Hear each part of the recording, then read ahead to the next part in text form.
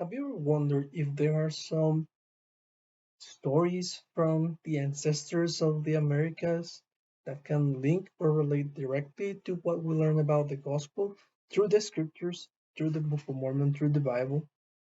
Well, today I want to share some very important information from some legends that we have in Mexico that can link or relate directly to what you know about the gospel and about even the visit of Christ to the Americas.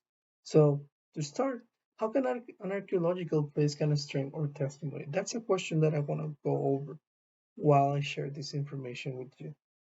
The place I'm going to introduce to you is called Teotihuacan, which means the city of the gods. This place had different pyramids that are a tribute to different gods that they believed in during that time. Um, this city was very strong from the year 300 before Domini to 600 after Christ. And I want to center on only on a specific part of the city. If you Google this place, there's a lot of relationship relations that you can get through the plan of salvation, through the grace of glory, and even to Jesus Christ, which is what I'm going to center on this. Right here, you're looking at a place called La Ciudadela. In this place, it was a place for instruction and sacred ceremonies, and it was so important for them that they built a temple here, a temple for one of the most important gods of the Aztecs, called Quetzalcoatl. So, in this temple, as you can see, um, they built a pyramid, and they represented Quetzalcoatl in a way that they understood during that time.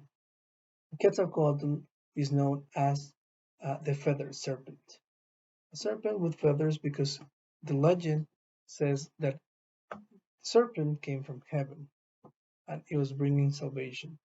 Quetzalcoatl was also considered the god of the wind, the rain, and the creator of the world and mankind. Uh, for the for the Aztecs, it was Quetzalcoatl. For the Mayans, which is a different culture a little bit to the south, it had a different name called Kukulkan.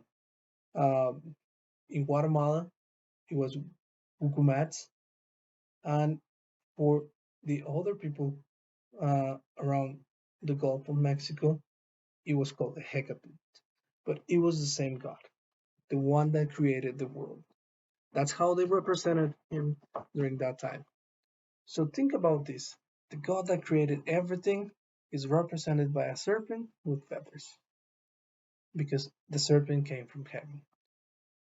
If you think about how can you represent in an image during that time, 300 before Dominic to 600 after Christ, well, how would you represent something coming from heaven? How would you represent something flying?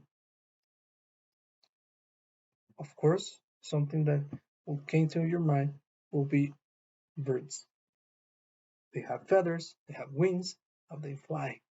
And that's how they represented the serpent. There are some draws from our ancestors here in Mexico, the Aztecs, Mayans, representing Quetzalcoatl as a serpent with some wings because he was flying. Now I'm gonna link this to some of the scriptures that we have, the Bible and the Book of Mormon.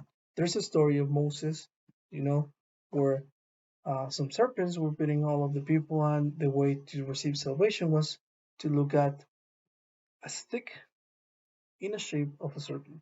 That's how they were saved during that time. And some people didn't believe it, some people did, and that's how they saved. So the serpent for them represented salvation and the healing. And this is a symbol that is used even now in medicine. Now, if you relate this, the serpent that brings salvation coming from heaven, the only thing that I could imagine related to this is 3 Nephi 11, when Christ visits the Americans. Christ came from heaven. Christ represents the creator of the world. And that's how I link this ancient story that is known by everyone in Mexico and in different places with different names to a story that comes in the Book of Mormon. When I found about this story, this strengthened my testimony because I know that there are a lot of similarities that can represent Christ.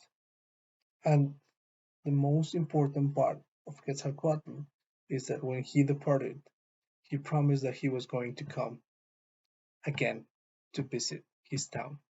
So that's another cool fact on this. I hope you enjoyed this presentation, and if you have time to Google and learn more about different cultures, Aztecs, Mayans, and different archaeological places, I invite you to do so.